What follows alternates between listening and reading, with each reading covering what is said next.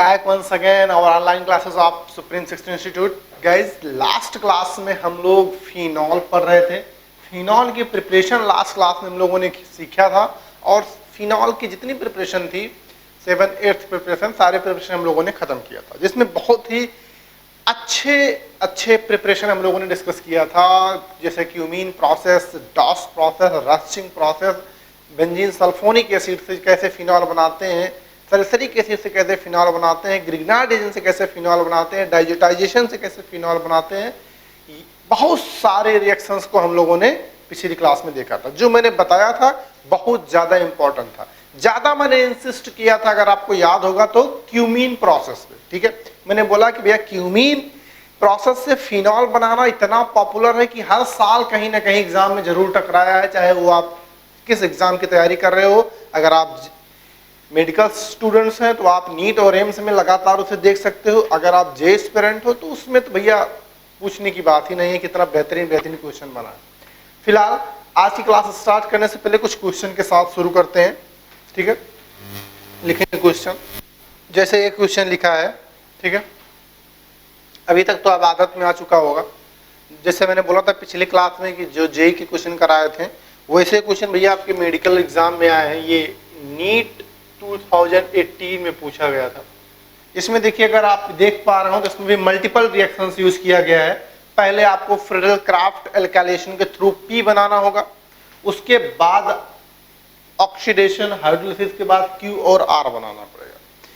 जैसा कि मैं हमेशा बोलता आ रहा हूं भैया, माहौल चल रहा है क्यूमीन प्रोसेस, फिनॉल प्रिपरेशन, तो आसानी से चीजें अपने आप कंफर्ट जोन में है. लेकिन मैं आपको बस यही बताने का प्रयास कर रहा हूं कि क्यूमीन प्रोसेस से फिनॉल बनाने का जो मेथड है कितना फेमस, कितना पॉपुलर है. ठीक है, अब इतना फ्रिक्वेंट हो चुका है, आपको पता है कि यहाँ पे आपको क्यूमीन होना पड़ेगा, तो पहला दूसरा ऑप्शन खत्म हो गया और ये फिनॉल और एसीटोन है. ठीक है, फिनॉल और एसीटोन है भैया, इसे मुझे करके दिखाने की जरूरत नहीं है, बिल्कुल एज इट इज रिएक्शन मैंने बोला था जे 2007 या 8 में पिछली क्लास में मैंने कराया था. ठीक है, 2008 में जे में आया था, बिल्कुल ऐसे ही क्वेश्चन था. वहां पे कुछ ये सीक्वेंस पूछा था. ठीक है, ये दोनों पेयर पूछा था, तो इस बार सारे पूछ लिया है. तो मैं सोल्यूशन को छोड़ दे रहा हूं. अगर किसी को नहीं आएगा तो मुझे जरूर यार उसको मैसेज करके पूछ लेगा कि मुझे सर नहीं आया. ठीक है, लेकिन आना चाहिए. ऑप्शंस बहुत ही आसान है. ये क्यूमीन है, फिनॉल है, एसीटोन है. ये तो अल्कोहल है, एसीटोन. ठीक है, ऑप्शन सही नहीं बना पाया, और जिस बच्चे को थोड़ा सा इसमें जानकारी होगी वो आसानी से क्वेश्चन को खत्म कर देगा. फ्रीडल क्राफ्ट एल्काइलेशन होगा, क्यों? क्योंकि यहाँ पे AlCl3 Cl को कैप्चर करेगा, 1 डिग्री कार्बोकेटायन बनेगा, वो हाइड्राइड शिफ्ट करके 2 डिग्री कार्बोकेटायन बनाएगा, फिर इस पे अटैक करेगा. ठीक है, बात समझ में आई? तो मैं छोड़ सकता हूं इसे, प्लीज आप इसे नोट कीजिए. अगला क्वेश्चन जरा पढ़िए, देखिए क्या कुछ बदला है इसमें. रिएक्टेंट वही, प्रोडक्ट वही, बदला क्या? बस पूछने का तरीका बदला. ठीक है, वो क्वेश्चन जिससे पहले किया था वो नीट 2018 में आया था, उसी साल ये एम्स 2018 में आया. समझ रहे हैं? उसी साल ये एम्स 2018 में आया. तो अब देख लीजिए कितना फेमस रिएक्शन है ये. तो आई थिंक अब इसमें भी कुछ ज्यादा मुझे बोलने के लिए है नहीं. पहला असर्शन क्या बोला गया है, for the following reaction benzene propyl chloride. तो ऑब्वियसली यहाँ पे अगर मैं सोल्यूशन को लिखना चाहूं तो सोल्यूशन को मैं आसानी से लिख सकता हूं, क्योंकि मुझे पता है कि ये प्रोपिल क्लोराइड जो है ये एनहाइड्रस AlCl3 यानी लुईस एसिड के साथ ये Cl कैप्चर करेगा AlCl3, तो क्या बना देगा, प्राइमरी कार्बोकेटायन बना देगा ये. ठीक है, AlCl4 माइनस. भैया ध्यान रखना कौन सी रिएक्शन हो रही है, Friedel craft alkylation, class 11th. ठीक है, अब ये प्राइमरी जो कार्बोकेटायन बना, प्राइमरी कार्बोकेटायन बनेगा, वो क्या करेगा, रीअरेंजमेंट करेगा.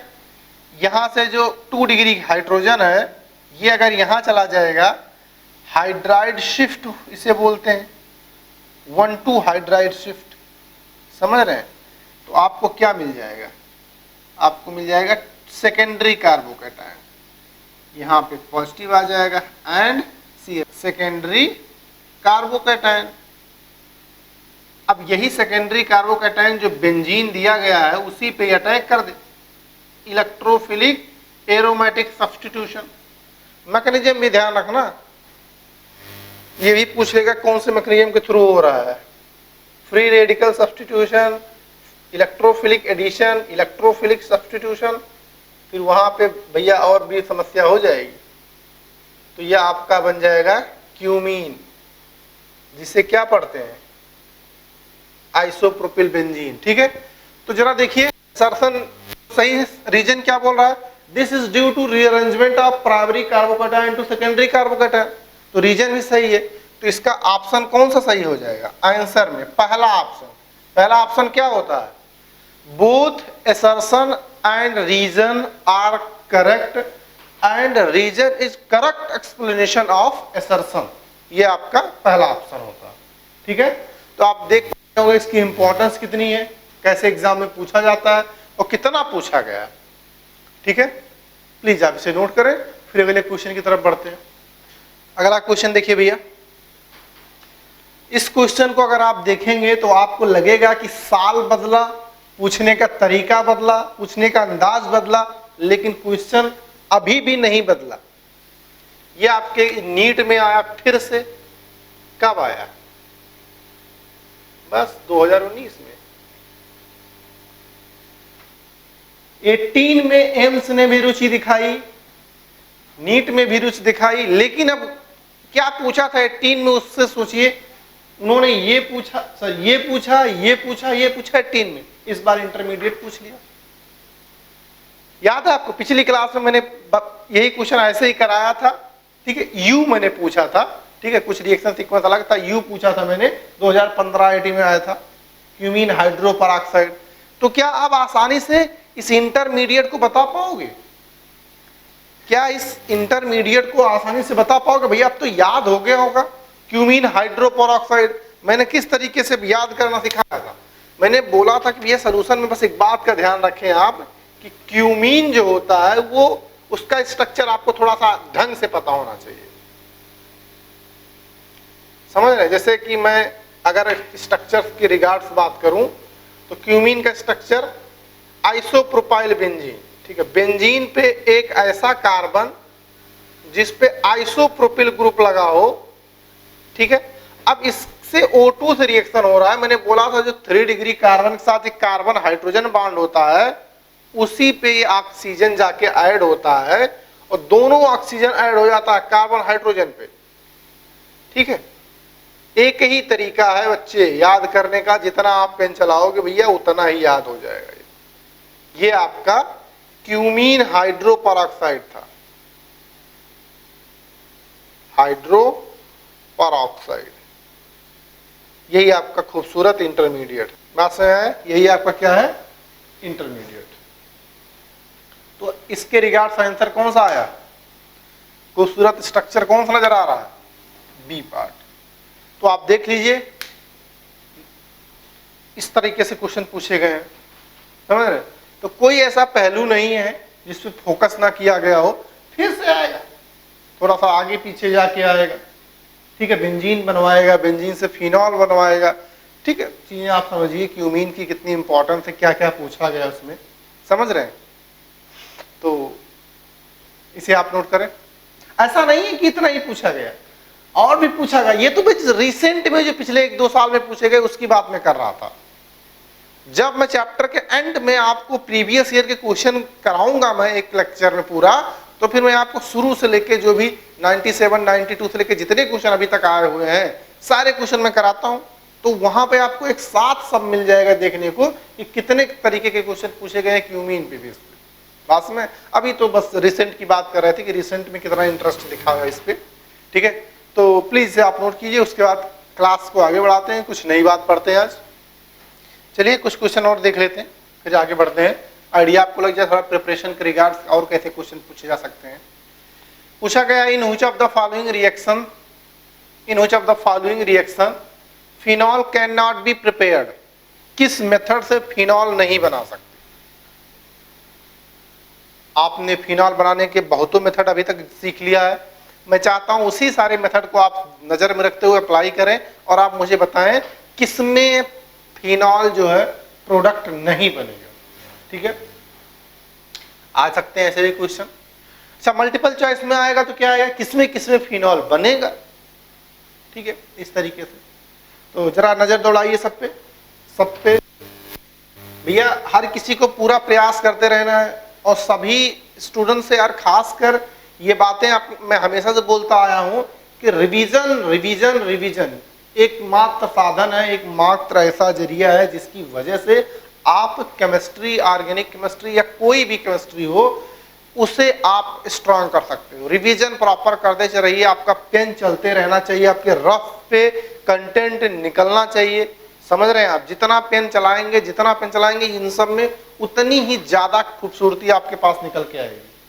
समझ रहे हैं आप, तो पेन चलाते रहिए भैया, तभी आपको चीजें जाके थोड़ा सा अपने कंफर्ट में नजर आएगा। समझ रहे हैं, हर किसी को फाइनली एग्जाम वगैरह पास में आ गए हैं तो ठीक है, उसकी टेंशन हम लोग कर ही नहीं रहे हैं, हम लोग अपना काम कर रहे हैं। एग्जाम का तो आता जाता रहता है, फुल एफिशिएंसी से पढ़ाई करना है, बस इतना कर सकते हैं। अगर अभी तक 10 घंटे पढ़ रहे हैं तो 12 घंटे पढ़ना शुरू कर देंगे। समझ रहे हैं। चलिए, ट्राई किया होगा अपने अपने एंड से और काफी लोगों का कुछ ना कुछ आंसर आ भी गया होगा। ठीक है, ओके। चलिए, पहला ऑप्शन देखते हैं, ये क्या है, सैलिसिलिक एसिड। भैया सैलिसिलिक एसिड से हम लोगों ने फिनॉल बनाया है। ये क्या है, ये क्या है, सोडा लाइम। भैया इसके बारे में आप जानते हो पहले से, ये क्या है, सोडा लाइम। इसका काम क्या है, ये भैया डीकार्बोक्सिलेशन कराता है, डीकार्बोक्सिलेशन कराता है। क्लास 10th से इसके बारे में सुनते आ रहे हो। सोडा लाइम का काम क्या है, डीकार्बोक्सिलेशन। तो यहां से तो फिनॉल बनता दिख रहा है, जब CO2 निकल जाएगा तो OH ही तो बचेगा, तो पहले ऑप्शन में तो फिनॉल बन रहा है। ठीक है, ये क्या है, phenyl magnesium bromide. Phenyl magnesium bromide से हाइड्रोलिसिस कर दिया गया तो यहाँ पे H+ एंड OH- आएगा, और यार ये जब ब्रेक होगा तो यहाँ पे प्लस और यहाँ पे माइनस आएगा। तो इस केस में तो यार बेंजीन बनता नजर आ रहा है, देख पा रहे हो आप, यहाँ पे H आ जाएगा और इसके साथ जो Mg है वो OH और Br के साथ चला जाएगा। तो इस केस में तो बेंजीन बन रहा है और इस केस में फिनॉल बन रहा है। तो हमारे पास सिंगल करेक्ट ऑप्शन होगा, तो आगे सोचेंगे नहीं, हमारे पास जो बी वाला आंसर हो जाएगा वो परफेक्टली करेक्ट हो जाएगा, क्योंकि बी में आपका क्या बन रहा है, बेंजीन बन रहा है। ये बेंजीन सल्फोनिक एसिड से NaOH के साथ हीट किया तो सोडियम फिनॉक्साइड बन जाएगा, फिर एसिडिफिकेशन करा दिया तो फिनॉल बन जाएगा। तो इसमें भी कोई समस्या है नहीं। ये तो भैया एकदम हम लोगों ने एकदम सीधे सीधे स्टैंडर्ड पर रखा। समझ रहे, याद कीजिए, पहला प्रिपरेशन यही था क्लोरोबेंजीन से। ठीक है, हाई टेम्परेचर के साथ तो पहले फिनॉक्साइड आयन बन जाएगा, सोडियम फिनॉक्साइड आयन, फिर एसिडिफिकेशन किया गया तो यहाँ पे भी आपको फिनॉल बन जाएगा। तो आप देख पा रहे होंगे इसी तरीके से आपके तीनों ऑप्शंस में फिनॉल मिल गया, सेकंड वाले ऑप्शन को छोड़कर। अच्छा, ग्रिग्नार्ड रिएजेंट से फिनॉल हमने बनाया है, लेकिन ग्रिग्नार्ड रिएजेंट को पहले ऑक्सीडाइज किया था। याद कीजिए आप, O2 से रिएक्शन कराया था तो ऑक्सीडाइज ग्रिग्नार्ड रिएजेंट बना था, फिर उसका हाइड्रोलिसिस कराया था, तब जाके फिनॉल बना था। तो ये बारीकियों को भैया बहुत ध्यान रखना है, इन्हीं के बेस पे आपको क्वेश्चन पूछा जा सकता है। बात समझ में आ रहा, प्लीज आपसे नोट करें फिर आगे बढ़े। जरा इस क्वेश्चन को देखिए, फिनॉल और अल्कोहल में कौन ज्यादा एसिडिक है। तो अब अगर आप देखें तो यहाँ पे जो ऑक्सीजन जुड़ा है बेंजीन के sp2 हाइब्रिडाइज कार्बन से जुड़ा है, और एक खास बात और है कि फिनॉल का जो कंजुगेट बेस आएगा फिनॉक्साइड आयन, यहां पे कंजुगेट बेस जो बनेगा फिनॉक्साइड आयन। फिनॉक्साइड आयन क्या होता है, जब फिनॉक्साइड आयन किसको बोलते हैं,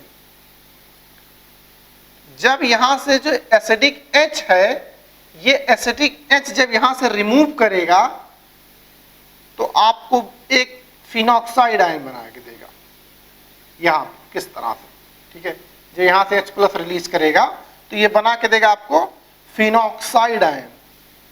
ये फिनॉक्साइड आयन रेजोनेंस स्टेबलाइज है,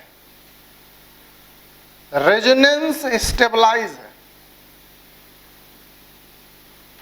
ये रेजोनेंस स्टेबलाइज है, समझ रहे हैं आप, पूरा का पूरा रेजोनेंस स्टेबलाइज है फिनॉक्साइड आयन, मतलब इसका जो कॉन्जुगेट बेस है वो स्टेबल है, और जिसका कॉन्जुगेट बेस जितना ज्यादा स्टेबल होता है उसका एसिड उतना स्ट्रांग होता है। ये बात मैं डिस्कस कर चुका हूं, तो ये बात ध्यान रखेंगे। ये क्या है? एसिडिटी है, या एसिड स्ट्रेंथ की बात करें तो फिनॉल बहुत ज्यादा एसिडिक होगा अल्कोहल के कंपैरिजन में। बात समझ में आई? तो ये बात बहुत ध्यान से रखिएगा, क्योंकि फिनॉल जो है इसका कॉन्जुगेट बेस जो फिनॉक्साइड आयन है वो रेजोनेंस स्टेबलाइज है, और इसी रेजोनेंस स्टेबलाइज होने की वजह से एल्कोक्साइड आयन से ज्यादा स्टेबल होने की वजह से फिनॉल ज्यादा एसिडिक होता है। ठीक है, ये बात ध्यान रखिएगा।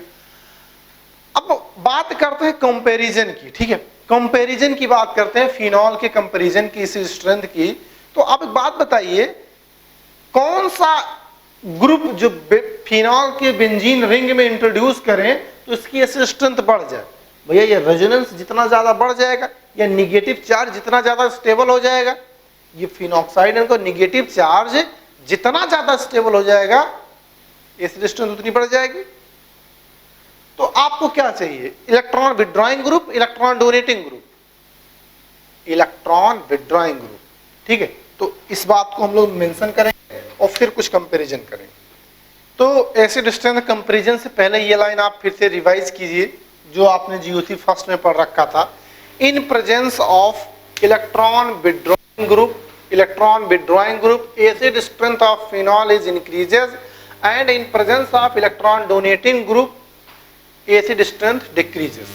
ठीक है, यानी ध्यान रखिएगा, जितना ज्यादा इलेक्ट्रॉन विड्रॉइंग ग्रुप होगा एसिड स्ट्रेंथ उतना ज्यादा होगा। ठीक है, जैसे कि अगर मैं आपको बात करूं कि यहां पे OH है, OH के साथ अगर कोई NO2 लगा हुआ है तो ये ज्यादा एसिडिक होगा।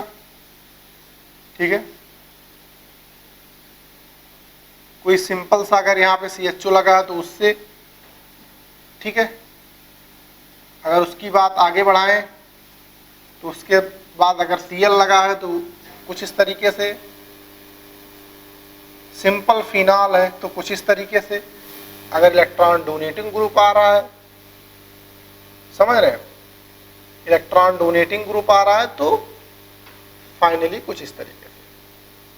यह आपका कुछ डिक्रीजिंग ऑर्डर ऑफ एसिडिटी है। ठीक है, एसिड स्ट्रेंथ की डिक्रीजिंग ऑर्डर है। आप देखते चले आइए, यहाँ पे NO2 का विड्रॉइंग इफेक्ट है, यहाँ पे CHO का विड्रॉइंग इफेक्ट है, यहाँ Cl का विड्रॉइंग इफेक्ट है। जितना ज्यादा विड्रॉइंग इफेक्ट है, ठीक है, तो इसे हम बोल सकते हैं ये क्या है? More acidic. और इसमें यहाँ पे ये क्या है? Less acidic. बात समझ में आ रहा? तो इस तरह के आप हमेशा कंपैरिजन ध्यान रखेंगे, जितना फिनॉल में विड्रॉइंग ग्रुप इंट्रोड्यूस होगा जितना ज्यादा एसिड स्ट्रेंथ फाइनली उतनी ज्यादा होगी। ठीक है, इसी पे एक छोटा सा क्वेश्चन पूछते हैं, which one of the following, which one of the most acidic compound, acidic compound। ठीक है, ऑप्शन आपके सामने कुछ इस तरह से लिखे जाए। पहला ऑप्शन आपके पास कुछ इस तरह से है, फिनॉल। दूसरा ऑप्शन आपके पास है पैरा नाइट्रोफिनॉल। तीसरा ऑप्शन आपके सामने हो 2,4,6 ट्राई नाइट्रोफिनॉल। चौथा आपके पास हो पैराक्रिसॉल। आपसे पूछा क्या है? मोस्ट एसिडिक बता दीजिए इसमें। तो जो ऊपर हम लोगों ने ब्रह्मास्त्र लिखा है इसी का इस्तेमाल कीजिए। जितना ज्यादा electron withdrawing group acid strength उतना ज्यादा। बहुत ही फेमस, बहुत ही सटीक लॉजिक। तो कौन सा आ रहा है? इसमें कोई विड्रॉइंग इफेक्ट नहीं, इसमें एक NO2, इसमें तीन NO2। तो यार अंधे को ये नजर आ जाएगा कि सर ये तो ज्यादा एसिडिक होगा। ठीक है, ये आपके नीट 2017 में पूछा गया था। अरे भैया 2,4,6 ट्राई नाइट्रोफिनॉल का इसका कोई नाम बता दे मुझे, कॉमन नेम, तो मुझे ज्यादा हर्ष उल्लास महसूस होगा। इसका कोई कॉमन नेम मुझे बताए। आईयूपीएसी नाम मैं बता देता हूँ, 2,4,6 ट्राई नाइट्रोफिनॉल। कॉमन नेम बताओ, नहीं पता। इसका नाम होता है पिक्रिक एसिड, ध्यान रखिएगा, आगे मैं फिलहाल बताऊंगा, लेकिन जहां जहां ऑथर मिल रहा है सीखने का, जानने का, वहां पे आप जानते रहिए। इसका नाम पिक्रिक एसिड है, बहुत ही फेमस है पिक्रिक एसिड, ठीक है, ध्यान रखिएगा। तो इस तरह से क्वेश्चन आते हैं, इसे नोट कीजिए इस बात को, फिर और कुछ क्वेश्चन करते हैं, कुछ और कंपैरिजन करते हैं, ताकि आपको इस बात में थोड़ी सी और कमांड आ जाए। Please note down. क्वेश्चन इस तरह से पूछा जा सकता है, give the correct order of acid strength among the following, ठीक है। अब अगर आप देखेंगे तो फिनॉल या फिनॉल डेरिवेटिव्स यहाँ पे दिए गए हैं, तो एसिड स्ट्रेंथ का कंपैरिजन आपको करना है।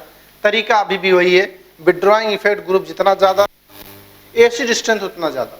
अब समस्या ये है कि फोर्थ में कोई विथड्रॉइंग इफेक्ट ग्रुप नहीं है, ठीक है। तो अगर मैं सोल्यूशन की तरफ या आंसर की तरफ सोच के कुछ लिखने का शुरू करूं, तो मैं ये बोलूंगा कि भैया जो फोर्थ है वो हमेशा आखिरी में आएगा। तो यहाँ इत्तेफाक से चारों ऑप्शन में आखिरी में। अब NO2 इन तीनों पे लगे हुए हैं, डिफरेंट डिफरेंट पोजीशन पे, ठीक है, पैरा नाइट्रोफिनॉल, आर्थो नाइट्रोफिनॉल और मेटा नाइट्रोफिनॉल। अब एक बात और भी हम लोग जानते हैं, बचपन से जानते हैं, बचपन से क्या मतलब है, जीओसी फर्स्ट से जानते हैं कि मेटा पोजीशन पे मेसोमेरिक इफेक्ट वर्क नहीं करता। तो मेटा पोजीशन से मेसोमेरिक इफेक्ट वर्क नहीं करता, तो मेटा पोजीशन पे क्या लगेगा, ओनली -I इफेक्ट लगेगा, ठीक है। आर्थो नाइट्रोफिनॉल पे यहां पे -M भी लगेगा और -I भी लगेगा। पैरा पे भी -M भी लगेगा और -I भी लगेगा, दोनों इलेक्ट्रॉनिक इफेक्ट लगेंगे। अब यार यहां दोनों पे, अब थोड़ा सा यहां पे एक्सेप्शनली गलत सोच लेते हैं, उनको लगता है कि मेसोमेरिक इफेक्ट डिस्टेंस पे डिपेंड नहीं करता, तो जितना तगड़ा यहां पे उतना तगड़ा यहां पे, इट्स ओके। इंडक्टिव इफेक्ट यहां पे ऑक्सीजन से दूर है NO2, यहां कम लगेगा, यहां NO2 पास से ज्यादा लगेगा। तो सबसे ज्यादा एसिडिक सेकंड वाला, आर्थो सबसे ज्यादा, तो सबसे ज्यादा कर देते हैं किसको। अच्छा एक बात तो कंक्लूजन पे आने के बाद ये थर्ड आएगा, इसके बाद ये भी तो हम लोगों ने सोच लिया है, फोर्थ और थर्ड आखिरी में साथ साथ रहेगा। दो ऑप्शन एलिमिनेट हो गए हैं इतनी समझदारी से, ठीक है, इतनी समझदारी से दो ऑप्शन हमारे पास एलिमिनेट हो गए। अब हमारे पास फर्स्ट, अब जो बात मैं कह रहा था, लोग इंडक्टिव इफेक्ट के आधार पे बोल देते हैं सेकंड ज्यादा एसिडिक है, बात समझ आई। तो यहां पे हो जाती है, ध्यान दीजिएगा, फर्स्ट ज्यादा होगा पैरा, फिर आर्थो, फिर मेटा, ठीक है। पैरा, आर्थो, मेटा, ये तीनों फिनॉल बहुत फेमस हैं, ध्यान रखिए। सबसे पहले पैरा, फिर आर्थो, फिर मेटा। इसे कुछ लोग इस तरह से याद रखते हैं, पॉम पॉम पॉम किस केस में, only in case of nitrophenol. कोई चीज अगर याद कर रहे हो तो किस स्पेशलिटी जानिए, पैरा, आर्थो, मेटा का जो ऑर्डर है इस तरह से होगा। अब कारण समझते हैं कि ये इंडक्टिव इफेक्ट यहां ज्यादा है, यहां कम है, क्यों ज्यादा। अब यार ये आर्थो नाइट्रोफिनॉल जो है ये H बॉन्डिंग करता है, और H बॉन्डिंग से जो इसका हाइड्रोजन है, वो हाइड्रोजन जो है बेचारा फंस जाएगा, हाइड्रोजन जो इसका है ये फंस जाएगा। और हाइड्रोजन अगर फंस जाएगा तो इसी H की वजह से इसकी से उम्मीद है कि एसिडिक है, तो H यहाँ अगर पार्शियली हाइड्रोजन बॉन्डिंग में बिजी हो गया तो H रिलीज नहीं करेगा, और H रिलीज नहीं करेगा तो ये अच्छा एसिड नहीं हो पाएगा, समझ रहे हैं। तो due to intramolecular H bonding, ortho nitrophenol is less acidic than para nitrophenol. बहुत ही इंपॉर्टेंट क्वेश्चन है, कंफ्यूजन हो सकता है, तो ये बात ध्यान रखिएगा। तो पहला ही आंसर यहाँ पे आपका सही है, ठीक है। ये क्वेश्चन भी मैंने वहां पे भी कराया है, यहाँ भी करा रहा हूँ, ठीक है।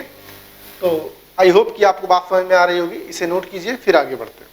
जैसे एक क्वेश्चन यहाँ पे और लिखा है, ऑप्शन मैं नहीं लिख रहा हूँ इस बार, अपने आप बनाइए। Arrange the following in their decreasing order of acid strength. पक्का गलत होने वाला है जिसने मेरी जीओसी फर्स्ट की क्लास नहीं की है, जिसने एसिड स्ट्रेंथ कंपैरिजन की क्लास नहीं की, उससे पक्का गलत होना। जरा ट्राई करके देखिए, भैया ये बहुत इंपॉर्टेंट पार्ट है, ठीक है। जीओसी फर्स्ट में मैंने इस पे कम से कम 4 से 5 लेक्चर दिए हैं एसिड और बेसिक स्ट्रेंथ को मिला के, समझ रहे हैं। हर साल कहीं ना कहीं क्वेश्चन आता रहता है, ठीक है। और जेई वालों का इतना फेवरेट है कि अल्टरनेट ईयर में क्वेश्चन पूछते हैं, एक साल एसिड स्ट्रेंथ पे, एक साल बेसिक स्ट्रेंथ पे, एक साल एसिड स्ट्रेंथ पे, एक साल बेसिक स्ट्रेंथ पे। हमेशा उनका ट्रेंड रहा, उठा के पुराने पेपर देख लीजिए, ठीक है। जेई मेंस में भी पूछते रहते हैं। और यार नीट की बात करूं तो कभी कभी एसिड और बेसिक दोनों साथ साथ पूछ लेते हैं, समझ में आया। तो बना लिया होगा ऑर्डर, सब देखा होगा। फिनॉल डेरिवेटिव यहाँ पे COOH है, यहाँ कुछ नहीं, यहाँ NO2 है, यहाँ SO3H है। तो आपने जाके देखा होगा कि NO2 का विड्रॉइंग इफेक्ट ज्यादा है, तो सबसे ज्यादा विड्रॉइंग इफेक्ट NO2 का है, तो थर्ड सबसे पहले आ रहा होगा।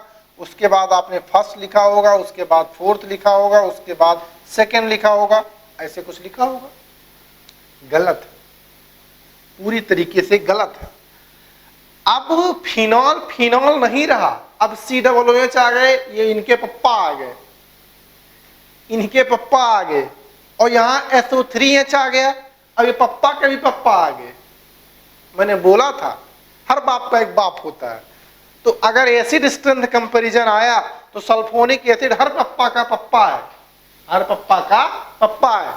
IUPAC में तो इन्होंने पप्पा को पप्पा बना दिया था, ध्यान रखिएगा। तो सल्फोनिक एसिड सबसे स्ट्रॉन्ग एसिड, तो इसका सही आंसर, सही ऑर्डर फोर्थ सबसे पहले आएगा। उसके बाद फर्स्ट आएगा बेंजोइक एसिड, उसके बाद इन दोनों में नाइट्रोफिनॉल में और फिनॉल में आप कंपैरिजन करके आसानी से देख लो। अब जितने लोगों को हिचकी आ रही होगी ये आंसर देख के, उन्होंने पक्का जीओसी फर्स्ट की क्लास एसिड स्ट्रेंथ कंपैरिजन की नहीं की। कोई नहीं, इत्मीनान से पढ़ लीजिए। हम लोग तो इसे अलग से पढ़ रहे हैं, अभी ये मुद्दा ही नहीं था एसिड और बेसिक स्ट्रेंथ कंपैरिजन, ठीक है। इसे पढ़ने के बाद आराम से वहां पे जाके जीओसी फर्स्ट आराम से पढ़िए, कोई जल्दी नहीं है, ठीक है। तो ये आपका आंसर है। तो क्या आप बस करें, बहुत ज्यादा यार वहां भी किया था, वो पूरी क्लास थोड़ी ना यहाँ रिपीट कर देंगे हम लोग, ठीक है। चलो आगे बढ़ते हैं, इसे हटाइए, फिर आगे रिएक्शंस की बात करते हैं। वापस आते हैं जहां से हम लोगों ने बातें शुरू की थी। रिएक्शंस हम लोगों ने कहां से शुरू की थी? रिएक्शंस हम लोगों ने शुरू से सोडियम मेटल के साथ रिएक्शन, वहीं से हम लोग एसिड स्ट्रेंथ के बारे में बात कर रहे थे, ठीक है। तो अब एक बात, अगर आपको पता चल गया है कि फिनॉल जो है ज्यादा एसिडिक होता है एल्कोहल से, तो आपसे क्वेश्चन पूछ सकता हूं मैं नई पुरानी बातों को मिलाते हुए। जैसे यहां पे सोडियम मेटल दे दिया मैंने, लेकिन खास बात मैंने बोला कि यहां पे एक ही इक्विवेलेंट यूज करना है। तो यहां आपको P बनाता नजर आ रहा है। उसके बाद यहां पे इसको भी मैंने, तो यहां आपको क्या मिला? Q मिला, ठीक है। आगे बढ़ाया जा सकता है। इसकी रिएक्शन मैंने कराया कंसंट्रेट HI से, लेकिन इसको मैंने एक्सिस में लिया, R बनाया, ठीक है। क्या मैं पूछूंगा? Compound P, Q and R are respectively, ठीक है। बात समझ में आई? तो ये P, Q, R और मैं कुछ ऑर्डर ऐसे लिख दूंगा, P, Q और ये R ऐसे लिख दूंगा। ऑप्शंस जो है मैं ऐसे लिखूंगा। पहला ऑप्शन कुछ इस तरीके से, पहला ऑप्शन कुछ इस तरीके से। तो परेशानी किसी को होनी नहीं चाहिए, ठीक है। देखते हैं कितने लोगों का इसमें आंसर सही आता। भैया शुरू हो जाइए, यहाँ पे शक्ल मत देखिए, फाइनली आपको आंसर निकालना है। तब तक मैं क्वेश्चन को तेजी से फ्रेम कर देता हूं ताकि आप वहां तक पहुंच जाए। हर किसी को यार ट्राई करना होता है, समझ रहे हैं। जब तक आप ट्राई नहीं करोगे तब तक कॉन्फिडेंस कभी नहीं आएगा आपके पास कि आपको क्वेश्चन करना आ गया है। नई बातें, पुरानी बातें मैं बार बार यूज करता रहता हूँ कि आप रटने वाले फंडे पे आप ना रहें, समझ रहे हैं। और रटने वाले फंडे पे जितने लोग टिके होते हैं ना, वो यार अच्छे स्टूडेंट्स नहीं होते, अच्छे स्टूडेंट्स नहीं होते तो आप अच्छे कॉलेज में नहीं जाते, अच्छे डॉक्टर इंजीनियर नहीं बनते। समझ रहे हैं? तो ध्यान रखिए, चीज़ें आपके हिसाब से हों तो आपको अपने हिसाब से काम भी थोड़ा सा अच्छे से करना होगा। 4 ऑप्शंस बनाना सबसे मेहनत का काम है, समझ रहे हो आप? क्वेश्चन तो आसानी से लिखा जा सकता है, लेकिन सबसे मजेदार जो होता है वो ऑप्शंस होता है। ऑप्शंस जो है मैंने बना दिया, आपको क्वेश्चन ट्राई करना हो। मेरे हिसाब से बहुत ही अच्छा क्वेश्चन है, बहुत ही बेहतरीन क्वेश्चन है। इसमें आपको सारी बातों की समझ अगर होगी तभी यह क्वेश्चन आपसे बन पाएगा। ठीक है, ईथर भी आ गया, इसमें अल्कोहल भी आ गया, फिनॉल भी आ गया, सब आ गए, स्ट्रेंथ भी आ गया, सब कुछ आ गया। देखते हैं कितने लोगों का सही होता। ठीक है भैया, तो मैं जब तक क्वेश्चन लिख रहा तब तक तो आपने ट्राई किया होगा ना। बहुत ज्यादा समय नहीं, बस लॉजिक फोकस कीजिए, उसके बाद आगे बढ़ते चले जाइए, आंसर मैच कराते चला जाइए। इसमें बहुत बड़ा इशू है ही नहीं, सीधे सीधे आपको आंसर मिल जाएगा। ठीक है, मुस्कुराते हुए, मुस्कुराते हुए। ठीक है, और बेंजीन आ जाए तो थोड़ा ज्यादा मुस्कुरा लीजिए। तो मैं ट्राई करूं, आपने तो कर ही लिया होगा, कोई ना कोई आंसर निकाल लिया होगा। चलिए मैं आपको आंसर देता हूं, सोल्यूशन की तरफ मैं बढ़ता हूं। सोल्यूशन यहां से स्टार्ट करता हूं मैं। अच्छा एक बात बताइए, ये जो कंपाउंड दिया गया है, ये में 2 OH है, क्या दोनों OH की खासियत कुछ है या नहीं? अगर मैं यहां से लिख दूं तो दोनों OH की भैया खासियत है। खासियत यह है कि एक OH बेंजीन से डायरेक्टली लगा हुआ है और दूसरा OH बेंजीन के साथ CH2 लगा के OH लगा हुआ। तो इसका मतलब यह है कि ये वाला OH कौन सा है? फिनोलिक है, और ये वाला OH एल्कोहलिक है। यही बात तो समझ में आया? फिनोलिक एल्कोहलिक है। अच्छा, सोडियम मेटल जब रिएक्शन करेगा और बोल रहा है कि एक ही बार रिएक्शन करेगा, तो इस या तो इस OH से करेगा या तो इस OH से करेगा। अब आप बताइए कि फिनॉल वाले OH से रिएक्शन करेगा कि या CH2OH वाले OH से, यानी फिनोलिक एल्कोहल OH से रिएक्शन करेगा या अल्कोहलिक OH से? अभी तो आपने पढ़ा कि फिनॉल ज्यादा एसिडिक होता है अल्कोहल से, तो यहां से कंफर्म हो गई कि यहां जो पहली रिएक्शन होगी वो किसके साथ होगी? वो फिनॉल के साथ होगी। तो ये कुछ ये बना, पी आपका तो भैया बन गया। अब पी बन गया तो कुछ ऑप्शन हटाओगे? हाँ, कुछ ऑप्शन हटाओगे क्या? ये ऑप्शन आप दोनों हटा दोगे, देख लीजिए आराम से। लेकिन अभी भी मुद्दा खत्म नहीं हुआ है। अब आगे रिएक्शन क्या दिया गया है? C2H5 sorry CH3Br। अब ये विलियमसन सिंथेसिस है भैया, विलियमसन सिंथेसिस है। ईथर, ये सोडियम फिनॉक्साइड है, एल्कोक्साइड नहीं है, लेकिन विलियमसन टाइप का है कि नहीं? ये इस पे अटैक करेगा और ये निकल जाएगा SN2 के थ्रू। तो यहां आपको जो ईथर बनेगा वो कुछ ऐसा नजर आएगा। यहाँ पे O, यहाँ पे CH3, यहाँ पे CH2 और यहाँ पे OH। ये आपका Q आ गया, देख लीजिए। अब क्या कुछ ऑप्शन हटेगा? नहीं हटेगा। ये दोनों सेम, ये दोनों सेम, यानी यहां से अभी कहानी नहीं बनेगी, आखिरी रिएक्शन से कहानी बनेगी कंसंट्रेट HI के साथ। अब एक बात बताइए, कंसंट्रेट HI वो भी एक्सिस में दिया गया है, वो भी एक्सिस में दिया गया। तो अब ईथर की रिएक्शन जितने लोगों ने पढ़ रखी होगी वो आगे रिएक्शन इससे करा पाएंगे। क्यों की रिएक्शन करानी है HI से, तो मेरे पास यहाँ स्पेस कम है, मैं यहां से कुछ हटाऊंगा, इतना मैं यहां से हटाऊंगा ताकि मैं आपको अच्छा एक्सप्लेन कर पाऊं। लेकिन यार जितने लोगों ने ईथर का क्लीवेज पढ़ा आसानी नहीं होगी, जितने लोगों ने ईथर का क्लीवेज पढ़ा होगा उनको परेशानी बिल्कुल नहीं होगी। तो मैं इसको वापस यहां लिख रहा हूं और आपको फिर से एक्सप्लेन करूंगा कि HI के साथ रिएक्शन करे तो किस तरीके से ये करे।